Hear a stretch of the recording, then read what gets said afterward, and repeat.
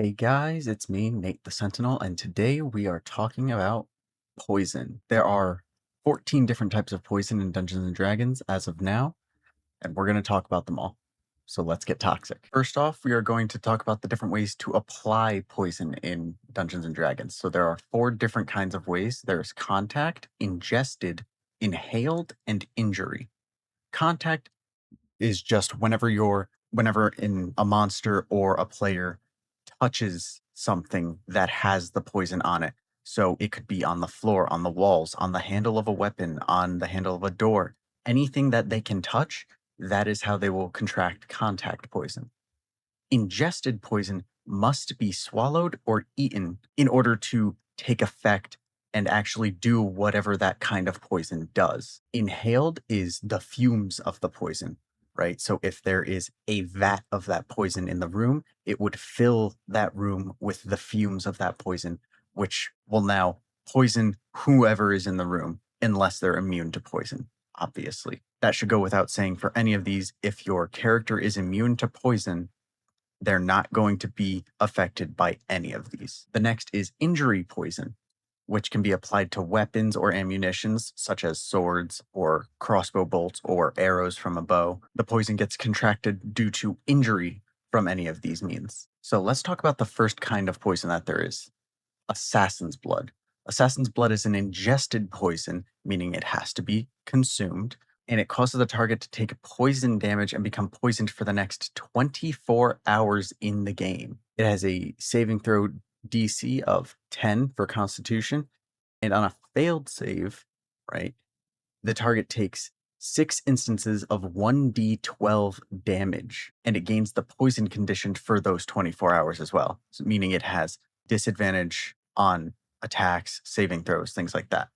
But on a successful save, the target takes half the damage and avoids the poison condition completely. So it'll take half of a 1d6 damage roll, and it doesn't have to do the other 5 instances of that 1d12 damage. This can be powerful, right? Because it is just basically your standard amount of poison, in my opinion, right?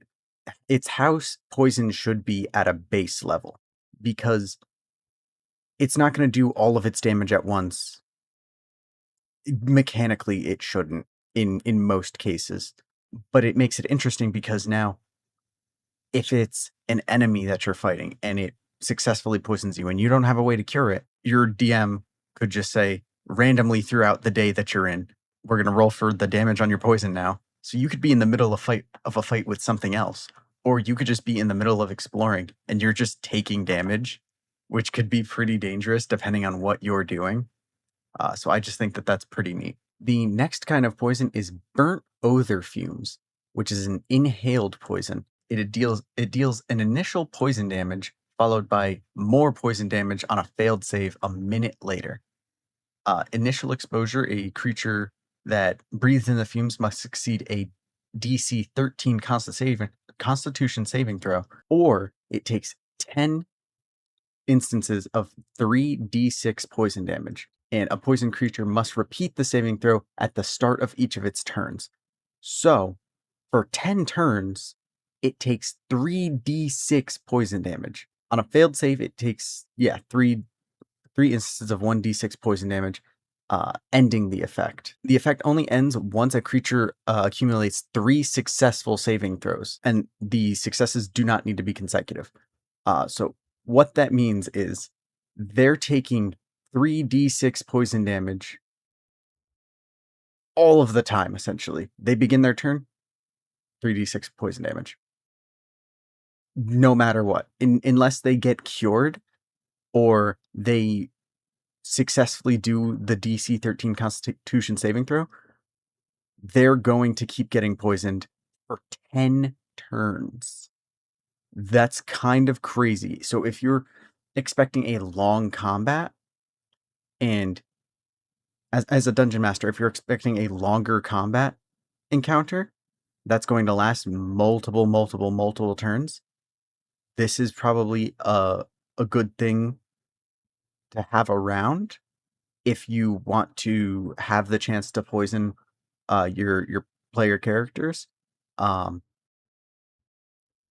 and I wouldn't do this for like an early game party because that's a lot of poison damage to just keep accumulating. So if you're not looking to kill your entire party at once and ruin the game for everyone, maybe don't do this on like a lower level party or like tweak the damage of it a little bit. But if you have a higher level party and you're giving them a battle of attrition where it's going over 10 rounds, that could be kind of useful, in my opinion. It's interesting though. Poison that we're going to cover is crawler mucus, which is a contact poison. Poisons the target who makes the save or becomes paralyzed. The save is a DC 13 Constitution save. On failure, the target suffers the poison condition for only a minute, which is pretty lenient, honestly. Um, and the creature is in paralyzed condition, so they can't move. They're completely stuck there. They just have to stay there. Uh, to recover, the victim can repeat the Constitution saving throw at the end of each of its turns, ending the effect on a success. This is a very mild poison, I would say, because it doesn't deal any damage, right? All it does is it makes it so that your character can't move. Um, it just the poison equivalent of doing a grapple pin. It's just not letting you move. So, in my opinion, while it's not the coolest kind of poison, it's not the most intricate or the most in depth. I do think that it's got its place on this roster because you're not always just trying to damage your party all of the time. Maybe it could be a funny story beat where, like, hey, someone drank this random potion or they touched this random object and they got paralyzed for a little bit. Um, so it's not super effective in combat, I would say, because it's just taking away your movement speed. From how it reads, at least, it's just taking away your movement speed. So you can still attack somehow through being paralyzed. Um, yeah, it it's definitely got its place on the roster, but I don't think it's something that you're just going to be whipping out in combat every time that you have a poisonous enemy around. I just don't see that being a thing.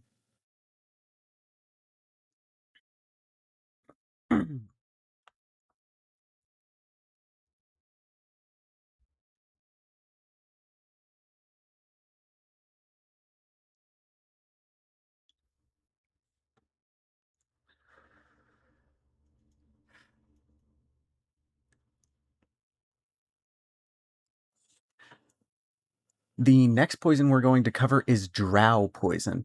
Drow poison is an injury poison, so it can be coated onto weapons and ammo. It causes the unconsciousness to happen for multiple hours. It has a saving throw DC of 13 for Constitution.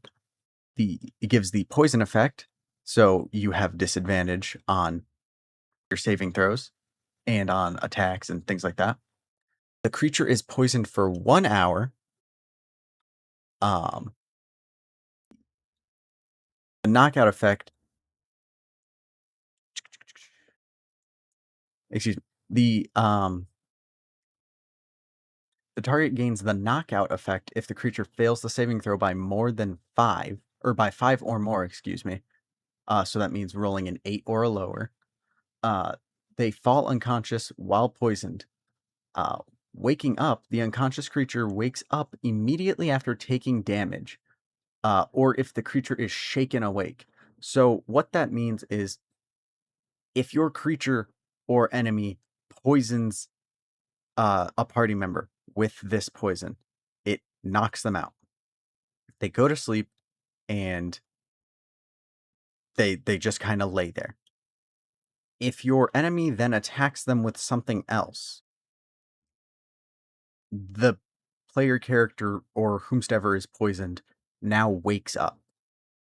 Kind of just taking away the special effect of this poison, they're still poisoned, right, for an hour, so they still have disadvantage on saving throws and attacks, but they're now able to do stuff.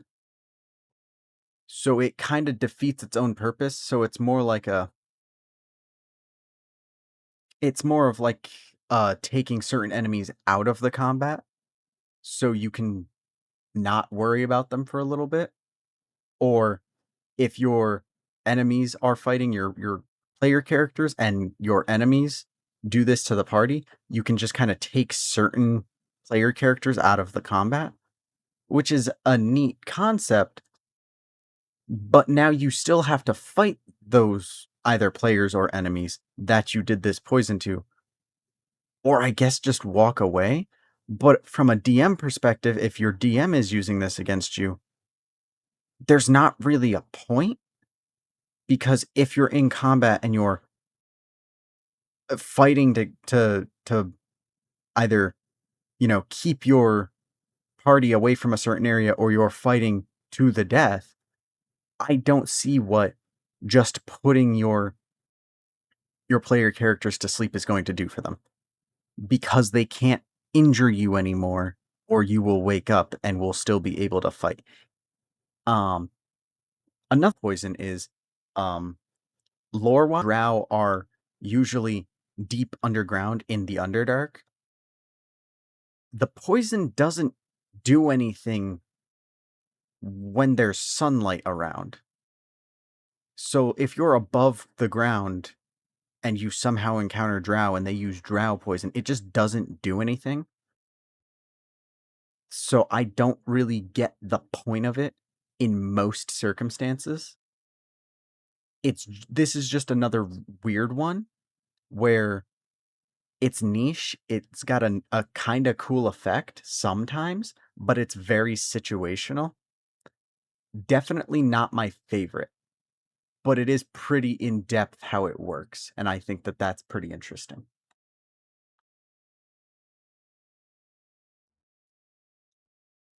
The next poison that we're going to cover is Essence of Ether, which is an inhaled poison. This leaves the target unconscious for several hours. The creature that is being affected by this has to succeed a DC 15 Constitution saving throw. On a failed save, the creature is poisoned for 8 hours. While poisoned in this way, the creature is also completely unconscious. Um, so, in my opinion, is just a better version of the drow poison, right? Because they're completely unconscious. I can damage them. The way it reads, I can damage them. I can do whatever I need to do with that target of the poison, and they can't do anything about it. They have to make that saving throw, or they cannot do anything for 8 whole hours. That's kind of crazy. The poison itself doesn't do any damage, but it gives them the poison effect, so they now have disadvantage. They which applies to the Constitution saving throw that they have to make, right? So they have disadvantage on a DC 15 Constitution save, or they're knocked out for 8 hours, where you can do whatever the heck you want with that person.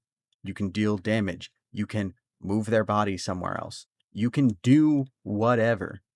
This is basically what drow poison wants to be. And it doesn't have the downside of, oh, I can't use it in the sunlight. So it's literally just a better drow poison, which I think is a shame for the drow poison that this exists, because now there's just no point in using the drow poison. It's just there for world building or something like that. But mechanically, gameplay wise, the drow poison makes no sense. At least to me. How it reads, it makes no sense.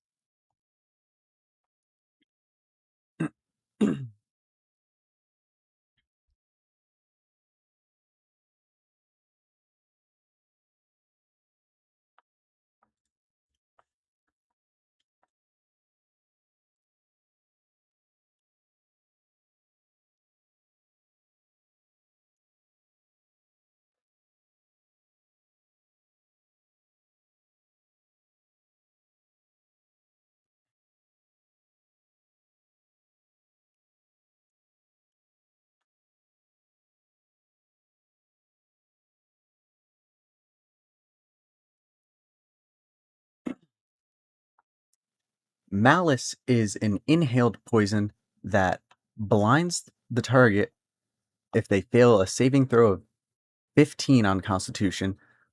The creature is inflicted with the poison condition and blinded for 1 hour. Malice is a very simple poison. However, it kind of screws up whoever you inflict it on because the only thing that is unique about Malice is that it blinds people. People, enemies, players, regardless. It blinds them, which the blind condition affects pretty much how your character interacts with the world and the combat and things like that. It makes it so that they have disadvantage on attack rolls. They immediately fail any saving throw or skill check that requires the use of sight. And attack them now automatically gain advantage because they're blind, right? Because the enemy they're fighting is blind. Whoever is blinded by this poison instantly kind of gets screwed up, right? Because now you're taking a lot of damage from other sources. This poison doesn't deal any damage, but they're taking a lot of damage from other sources because everything has advantage against you. You have disadvantage against everything. You can't see. So you don't even know where anything's coming from. And that lasts for an entire hour. Most combat encounters do not last for a whole hour. So now this is going to, if you're affected by this in combat, right? It's an inhaled poison. So let's say some enemy has it in like a jar. They have the poison in a jar and they throw the jar at your feet and you inhale it. Boom, and you fail the 15 Constitution saving throw. Boom, you're blind. You're blind and poisoned. So now you have disadvantage on everything. You have blindness. You can't see anything. You're completely screwed. You have to now rely on your party to do everything for you. Malice is a very simple poison, but I think it is probably one of the best poisons. It is pretty crazy to think about just how messed up it makes you just because it makes you blind. I think Malice might be one of my favorite poisons so far.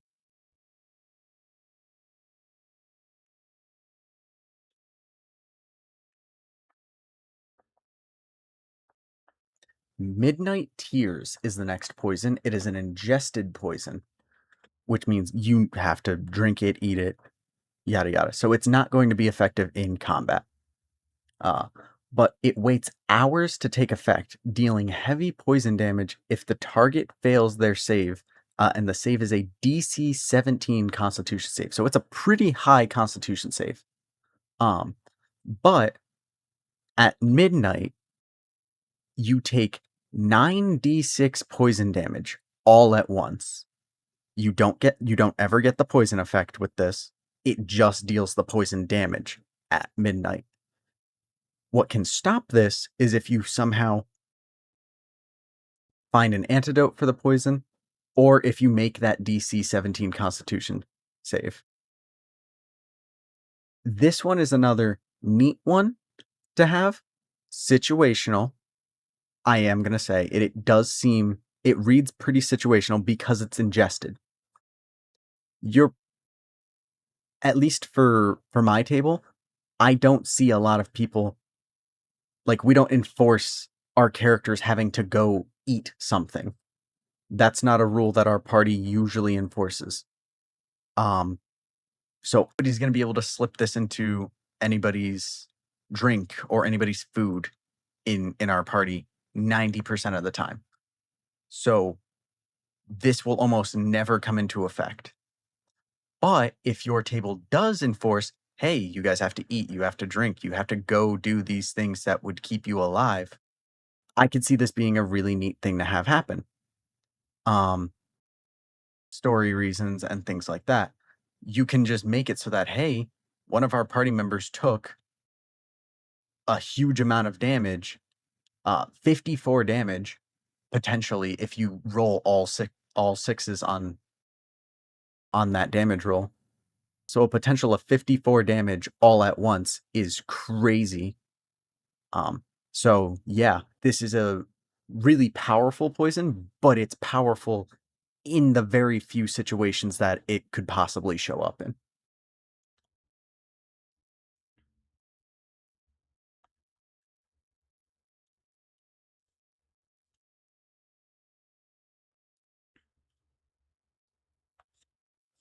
The next poison is Oil of Taggart, which is a contact poison. It causes the target to become unconscious for 24 hours. Uh, of course, this happens on a failed save, uh, which would be a 15 Constitution save. It results in the poison condition and unconsciousness for 24 hours. The target immediately wakes up, though, if they take any damage. Again, this is another thing where it's really weird to work around because this is not like Malice, where you can just attack that enemy after they're unconscious or they're asleep. If you attack them, they wake up. This suffers from the same thing that the drow poison suffers from, where its one unique bit is that you go to sleep. Like, yeah, if you wake up, you're still poisoned and you have disadvantage on attacks and stuff like that. But the vulnerability of you being asleep is immediately negated by the fact that nothing can attack you without waking you up. So, and I just thought about this, right? If you wanted to wake this person up, because this doesn't say that you can just shake the person awake, right? So, if you were smart, you could unarmed strike someone, right? Dealing like what, 3 damage? And you can wake them up. They're going to be much more grateful for you to do the 3 damage to them versus an enemy with a sword or a bow or anything like that that's going to deal exponentially more damage potentially than you just punching them in the arm or something.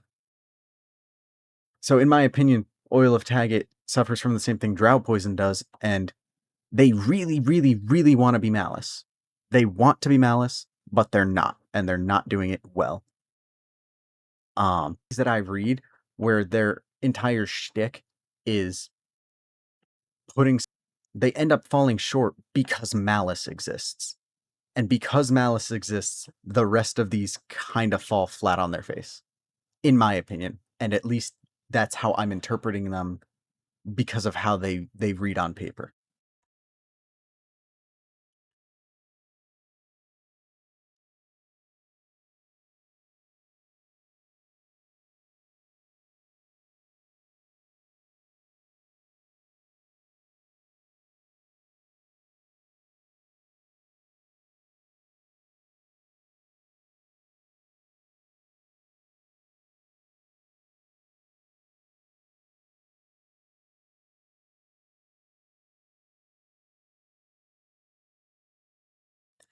Pale Tincture is the next poison that we're going to be covering. It is an ingested poison. It deals slow poison damage over the course of 24 hours. Um, every time you fail the save, uh, which is a D16 Constitution save, you get an instance of 1d6 poison damage. You can be damaged 3 times by this poison in those 24 hours. You gain a healing penalty while like the poison effect persists. Um, you can't heal while you're poisoned by this, which is pretty unique. And the effect lasts until the creature makes 7 successful saving throws. Or they get cured something else, like finding something that, like finding an antidote for it, or if someone uses lesser restoration, or if you use lay on hands from your paladin, which comes stock with the paladin kit, that will also end the condition. This reads to me like a lesser damaging Oathar fumes poison. right? So it's dealing that damage throughout the span of a day, but it's doing it less, half as much actually. Um, but it for that with the healing penalty, right? You cannot gain health while you have this poison activated, right? While this poison is active, you cannot gain hit points back. So it could really suck if you ingested this and you like were at lower health or something like that, because now you have those damages from the poison that you're taking to look forward to. And then any combat encounter or any other form of damage that you could be subjected to, now you have to be really worried about those because you can't gain the health back. Or if you play as a paladin or any of the many classes that have lesser restoration, or anybody in your party has those, they can immediately make this poison useless. And I think that that's where it kind of falls a little short for me, is because, okay, at first it's really cool. There's a healing penalty. That's pretty special. We haven't seen that so far in the list. Um, it's really neat, but the fact that it can instantaneously be kind of ignored by a spell or by using only 5 points from lay on hands from a paladin, that's pretty weak. Because paladins from the get-go get lay on hands. So if you play as a paladin, you can just touch your shoulder or something and just give yourself those 5 points, and now you're just not poisoned. That's kind of lame. I think everything else about this poison is really cool, right? Like the damage is nothing crazy, but that healing penalty is where the poison actually, you know, shines. That's the actual thing you're worried about with this. Um, but I so many ways to counter this poison. I think that's where it falls flat for me. Um, I don't personally a whole lot because of how easy it is to get rid of. Uh, but I can definitely a kind of thing that you throw at like your lower level party for them to get like the feel of using their characters. So like if you have a paladin at your table and they've never played paladin before, this would be a great thing to introduce. If you poison someone in the party, you can say, "Hey, paladin, you have lay on hands. You can help that person." Uh, and that would make them feel cool, like they've done something huge. Um, but that's pretty much the only scenario I can see where this would be an issue like some of the other poisons. But that's just how it reads to me.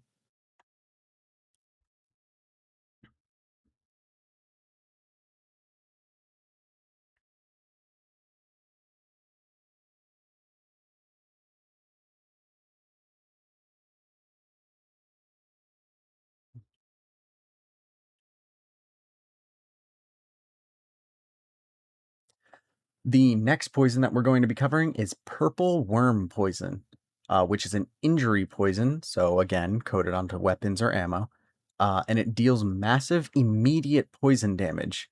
It does not give you the poisoned effect; it just gives you poison damage. The damage is 12d6 poison damage, and the saving throw to avoid that damage is a DC 19 Constitution save. That is all that is listed for this poison, essentially for like the main bulk of it. It just does 12d6 poison damage. So if you rolled the statistical anomaly of 12 sixes on a six-sided die, you could be looking at 72 poison damage at a maximum. That's kind of crazy that you can just, on a lower level party, nobody has 72 health. Nobody. So if you rolled that statistical anomaly of all sixes, you could just insta wipe out a character. Now, while, like I said, that is statistically anomalous and not very likely to happen, you could roll a couple fours, a couple sixes, a five in there, and it's still going to do heavy damage immediately. And because it is an injury type of poison, you could kind of do that over and over and over and over again, which is what makes this so powerful. Another thing that makes this really powerful is that the Constitution save is a 19. You roll your saves with a 20-sided die. So you have to roll a 19 or a 20 for you to be able to not take that heavy damage.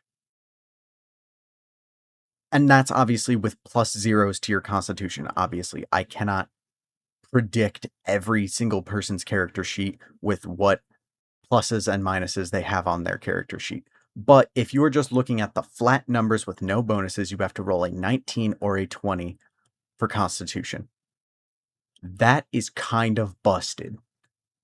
Purple worm poison might actually be the best poison on this list so far in terms of just sheer damage. Because 72 damage is crazy. And now, that's not even considering what weapon you got hit with, right? Because if you got hit with a great sword that's covered in this stuff, you're now taking the great sword damage plus the poison damage. So that could be whatever the damage is for a great sword, I don't have it memorized, plus the poison, all from one attack. That is a crazy jump from getting put to sleep and having disadvantage to, yeah, let's instantly kill your character. Because why not? I think that purple worm poison is kind of busted. And if there is ever a reason to use it in a combat situation as a DM, I would be very careful using it because that's a lot of damage and it could look like you're out to get your players. That is how broken this actually is. I know there's a lot of dislike poison because they think it's boring or they think it's not effective. Looking at this, I don't know how you can have that opinion. I really don't. Like, yeah, it doesn't give you the poisoned condition. It doesn't give you the disadvantage or whatever, and it doesn't give people advantage against attacking you. I'm gonna be so for real with you. I think that foregoing the disadvantages, like the disadvantage on saving throws and things like that, is the right call for this, because if it did that much damage and then now also you have disadvantage, they could hit you with this poison again, and now you have to roll that Constitution save as at disadvantage. That is ridiculous. So I think them taking the poison effect out of this was a great choice. Or excuse me, leaving effect out of this was a great choice. But that's a lot of damage. So I don't know who's using this. But if you are, please be using it sparingly because that's a lot. That is a whole lot of damage for not a whole lot of risk to using it.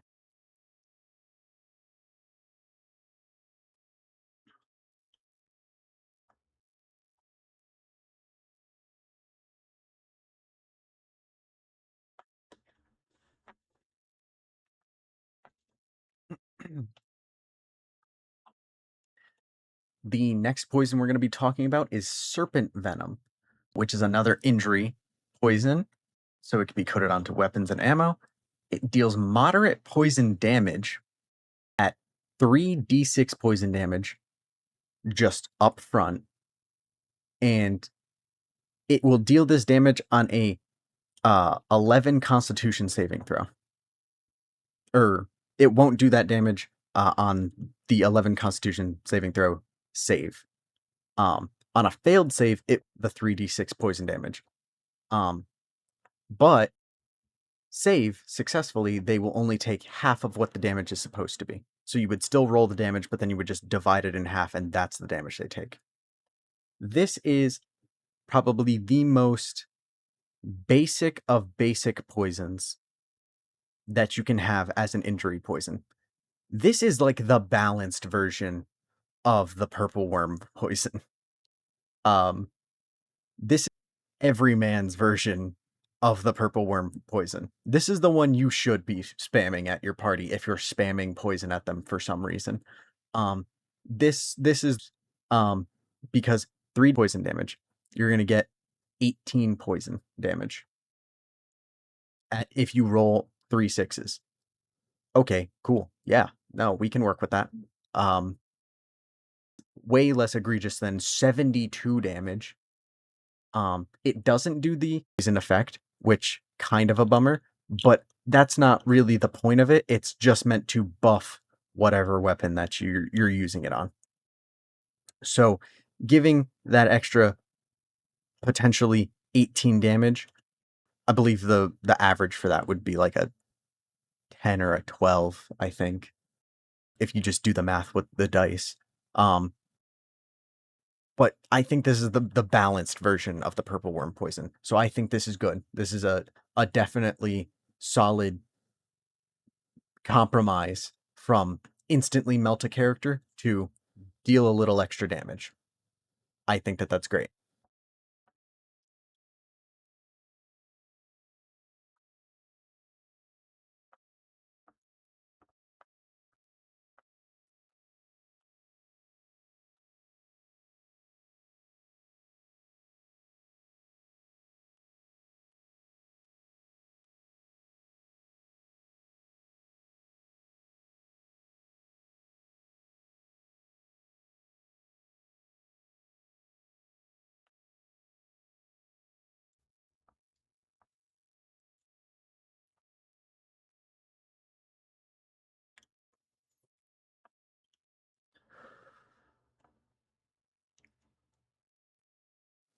The next poison we're going to cover is torpor, which is ingested.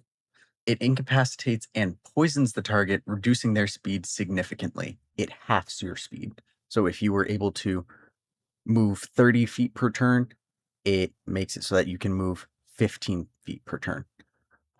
And this effect obviously is on a failed DC 15 Constitution save.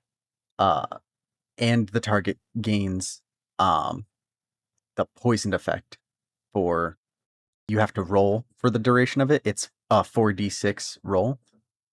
And successfully save. So you make that DC 15 Constitution save, nothing happens. So you having to roll for the time, right? You have to roll 4d6 for the hours that it lasts is an interesting touch. So it up being a minimum of 4 hours or a maximum of 24 hours. I think that that's kind of a cool touch. Movement speed is okay, I guess. I think that that's kind of a neat touch. Is it doesn't knock you out, right? Like being unconscious does.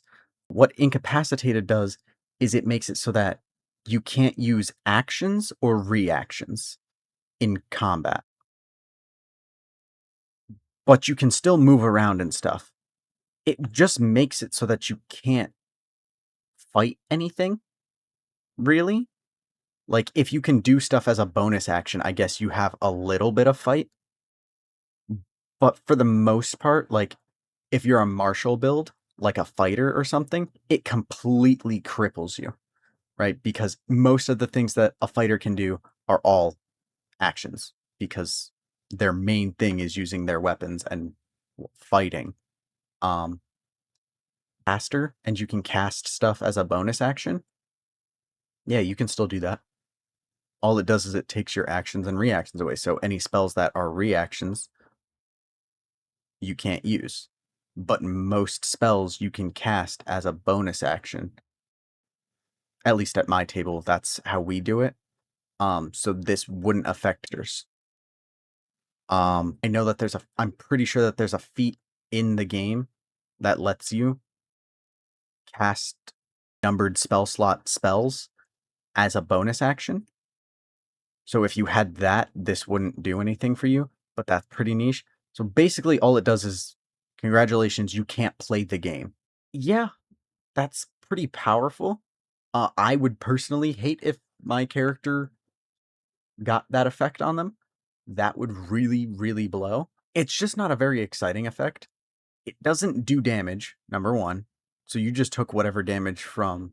Oh, well, you didn't. It's an ingested thing, so you just had to eat it. Yeah, I don't get who this is fun for. You know, I don't. It's not really doing anything beneficial for you as the person who poisoned them, and there's not a whole lot of ways to play around it. You could just decide to take a long rest, which just skips a few hours. So if it's like 24 hours, okay, do a long rest. What do you do after that? I don't know. I guess we're just gonna walk around and explore. So I don't understand who or what play style condition this is meant to kind of be for. I don't understand this one. Uh so I don't really see a use for it, in my opinion. The next poison we're covering is the truth serum. It's ingested, so you have to eat it, drink it, yada yada. And it forces the target to tell an hour while poisoned. Um, yes, I mean this is more role playing and story related than it is actually mechanically relevant. Um, which is fine. There would be things to help enhance the role play and story aspects of Dungeons and Dragons, but I don't think that this is exactly a unique way of doing it, right? Because paladins, you can cast Zone of Truth and you can make people not able to lie within that zone. So it's not like it's a unique effect. I guess this is more giving that effect to everyone. So, like, you can make this or you can buy this from someone to be able to make someone tell the truth. But yeah, it's just not a very unique thing. Um, it's cool, it's really cool. I just don't see this being useful in every campaign. Um, yeah, I don't see this being exactly relevant in every single game of D&D that you play. Like I do with like serpent venom or purple worm poison. Those could be useful in a bunch of different ways. Malice, that can be useful in a bunch of different ways in a bunch of different campaigns. So there's those, and then there's Truth Serum. This is definitely on the mostly situational side of things. In my opinion, at least. That's where I think it stands. Poison that we're going to be covering, it is the Wyvern poison. It is an injury poison that deals significant immediate poison damage of 7d6 poison damage on a failed save, and then half as much on a successful save of 14 to your constitution. Um, Poisoned effect or anything like that. It's just that immediate damage. Again, it's basically a slightly juiced up version of the serpent poison, but a dialed down version of the purple worm poison. It makes it so that it just deals extra damage for your weapon. Again, that's great. It it's a little bit more juiced up than the serpent venom and a little less juiced up than the purple worm poison. I think that it's fine. It's not very interesting comparatively to, something that does 72 damage per attack potentially if you hit that statistical anomaly. Fine. It is just a flat damage buff essentially. Um so yeah, it's cool. Um it is an injury be more easily applied than an ingested poison or, you know, something that you have to inhale. It's definitely not something that I would see used a lot the way that I would like to see Serpent Venom used, because Serpent Venom, it's a little boost to the damage, right? If you have to be using these bigger boosts that in this case can do, like, if you hit the statistical anomaly again of rolling 7 6s on your d6 roll, an extra 42 damage. If you have to do that, just get a monster in there or an enemy in there that just flat out deals more damage. If you have to add this poison to that to keep up with your players, or if your players have to do that to keep up with your monsters, there's clearly a balancing issue there that needs to be worked out. Everything that I'm saying here is my personal opinion on how it reads and how it kind of presents itself to me on paper. I have not played with all of these poisons or anything in the game. For a lot of it, it's just how it looks on paper. And how it looks on paper is that it's a really good damage buff to things that are, susceptible to poison.